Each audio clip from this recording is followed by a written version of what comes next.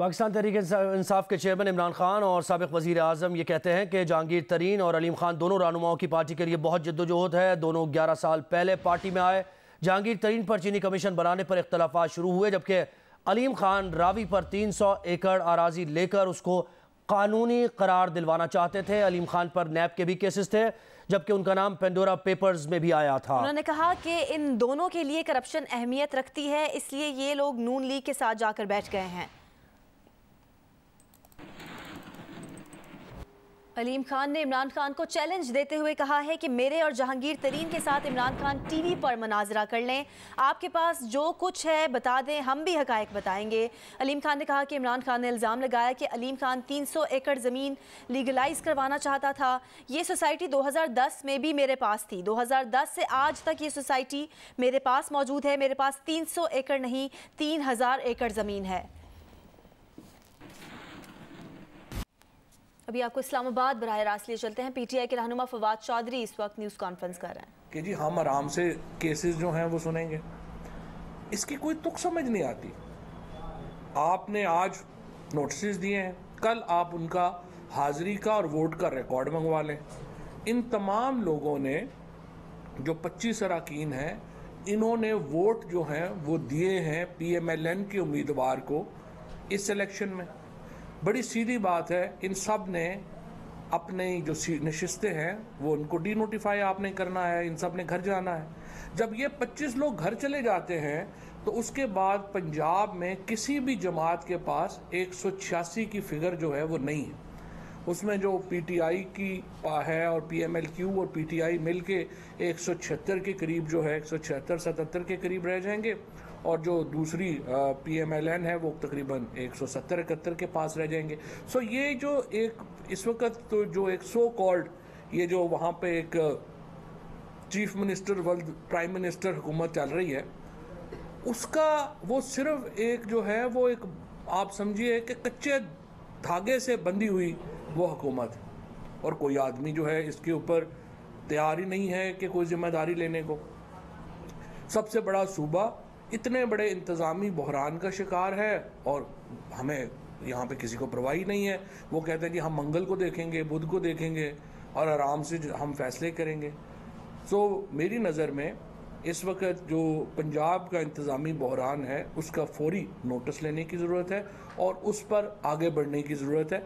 मैं election commission को कहूँगा आप इसको बिज़नेस एज यूजुअल के तौर के ऊपर ना लें।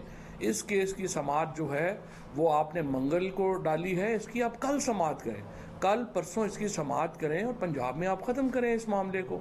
सुप्रीम कोर्ट ने 9 तारीख को हेयरिंग दोबारा शुरू की है आर्टिकल 63A के केसेस की। मैं ये समझता हूँ कि ये एक बड़ा मुस्बत कदम है और सुप्रीम कोर्ट से भी मैं अपील करूँगा कि इस मामले में एक हतमी फ़ैसला आना चाहिए कि ये इधर आखिर हम जा किधर रहे हैं और इसके मुताबिक जो है वो हमें आगे बढ़ने की ज़रूरत है। और मैं ये समझता हूँ कि जितनी जल्दी ये फ़ैसले आएंगे पाकिस्तान में उतना जल्दी सियासी इस्तेहकाम वापस आएगा। आज इमरान खान मियांवाली में अपनी ये जो सेकंड लेग है जलसों की उसका आगाज़ कर रहे हैं। इंशाअल्लाह ताला 6 से ये जलसे शुरू हो रहे हैं, 20 तक ये जलसे जाएंगे। इसी दौरान लॉन्ग मार्च की जो हतमी तारीख़ है वो अनाउंस कर दी जाएगी, जो कि 20 मई से लेके और 29 मई के दरमियान जो कोई दिन है वो होगा। तमाम कारकुनान इस सिलसिले में अपनी तैयारी करें इंशाअल्लाह ताला, और एक आवाम का जम्मे गफ़ीर बहुत बड़ा रैला जो है वो आप देखेंगे कि इस्लामाबाद की तरफ आएगा। लाखों लोग, इतना बड़ा जो आप समझिए कि इनकलाब जो है वो मॉडर्न दुनिया में किसी और ने नहीं देखा होगा। जितना बड़ा रैला जो है वो इंशाअल्लाह इस्लामाबाद की तरफ बढ़ेगा। और जो लोग ये कह रहे थे कि देखेंगे कि तपती धूप में कितनी देर बाहर बैठते हैं, अब देखना यह है कि तपती धूप में ये लोग बाहर बैठते हैं या लोग जो अब ऐवानों में हैं उन्हें तपती धूप में बैठना पड़ता है। तो जब ये फ़ैसले अवाम करते हैं और जो इक़्तिदार आला का फ़ैसला है वो भी अवाम ने करना है। हमने कल जो एक कमीशन की बात की थी, मैं समझता हूँ हुकूमत ने पहले तो हमें बताया जा रहा था कि कोई ख़त है ही नहीं, कोई मरासला है ही नहीं है और ये सारा जाली है और ये है और वो है।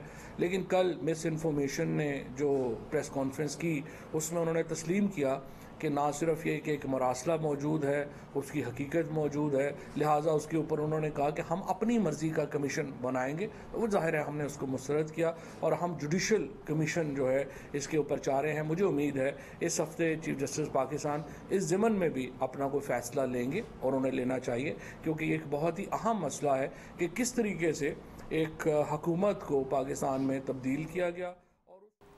इलेक्शन कमीशन में पीटीआई के 20 मुनहरिफ अरकान कौमी असम्बली के खिलाफ नाअहली रेफरेंसेस का केस है।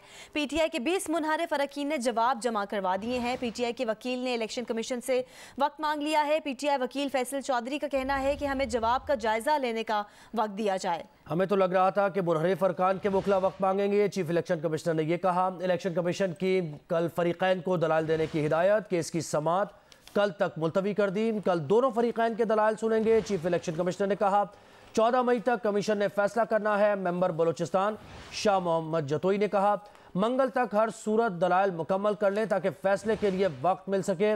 चीफ इलेक्शन कमिश्नर ने कहा।